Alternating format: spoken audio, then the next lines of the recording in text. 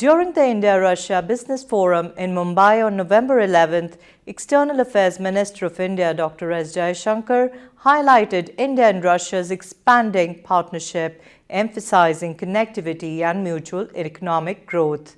He addressed plans to increase bilateral trade to $100 billion by 2030, enhance transport corridors like the International North-South Transport Corridor, and deepen cooperation in energy and technology. Watch the highlights. International setting in which we should place our cooperation. The world is moving towards ever greater multipolarity, and devising appropriate methods of cooperation is essential if we are to keep up. Moreover, Russia has consciously focused more deeply on Asia since 2022. This has created many more avenues of cooperation. That we have a long history of strong convergence and deep friendship allows us to make the best of both factors. That the two economies are so complementary is also a key consideration.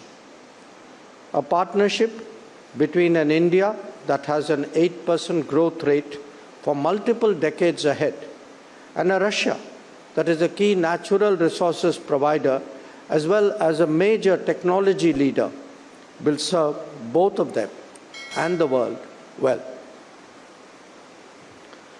Keeping that in mind, ladies and gentlemen, let me highlight 10 significant developments that we need to take note of.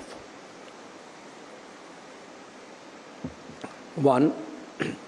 Our bilateral trade today is $66 billion.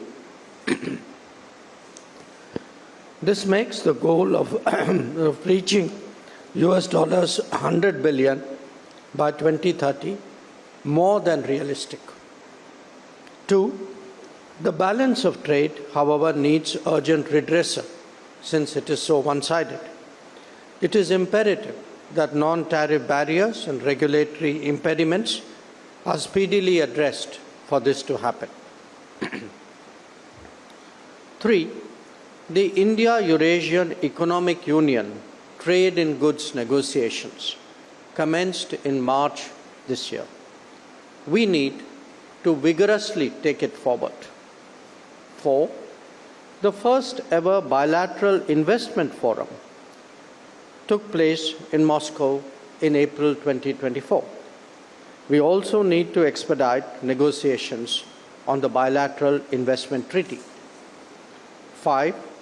The program for cooperation in regard to the Russian Far East from 2024 to 29 was signed in July during the annual summit. It encourages other related activities, including in the connectivity sphere. 6. Mutual settlement of trade in national currencies is of great importance, especially in the current circumstances. Special rupee Vostro accounts are right now an effective mechanism. However, even in the short run, a better trade balance with national currency settlements is obviously the answer. 7. Signing of a bilateral agreement between our customs authorities of the two countries in May 2024 on authorized economic operators has had a big impact on smoothening the ease of doing trade. 8. 3 connectivity initiatives, and the First Deputy Prime Minister mentioned it as well.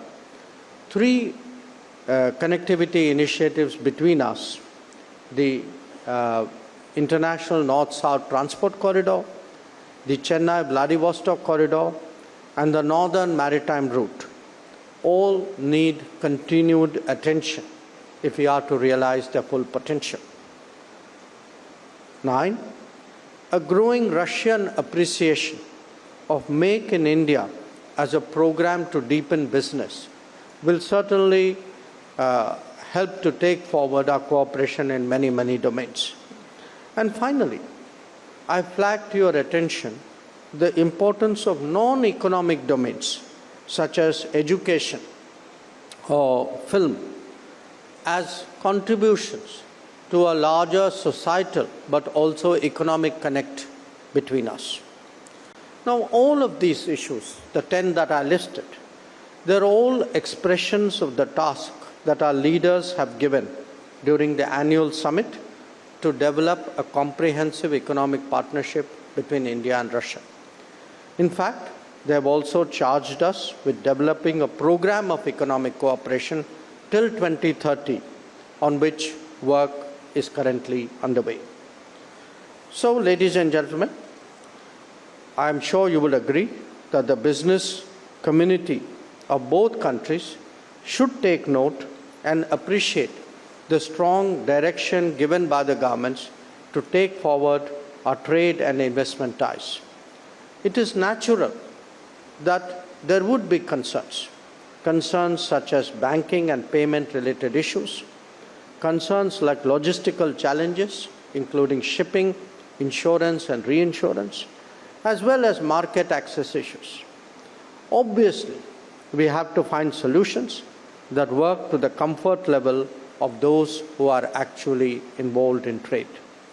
I am confident that today's gathering and the sessions that will follow will facilitate an open exchange of views in this regard, with the expectation of coming up with mutually beneficial and workable answers. Friends, we are all aware of the complementary nature of our respective economies.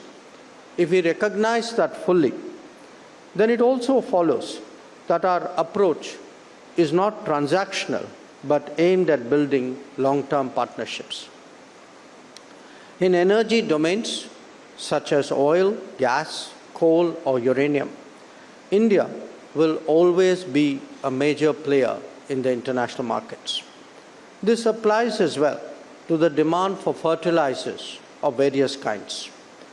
Constructing a mutually beneficial arrangement will help us both address the volatility and the uncertainty of our times. The emergence of a global workplace is also today an increasing reality.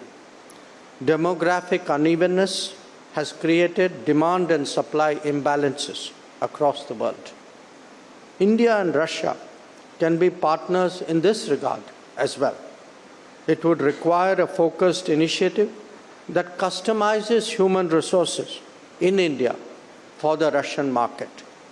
That is best done with the active participation of businesses. Friends, tomorrow the India-Russia Intergovernmental Commission will be meeting in Delhi to take stock of our bilateral cooperation. Your deliberations can provide a valuable input for policymakers to consider. We look forward to receiving these at the conclusion of this forum. Thank you for your attention.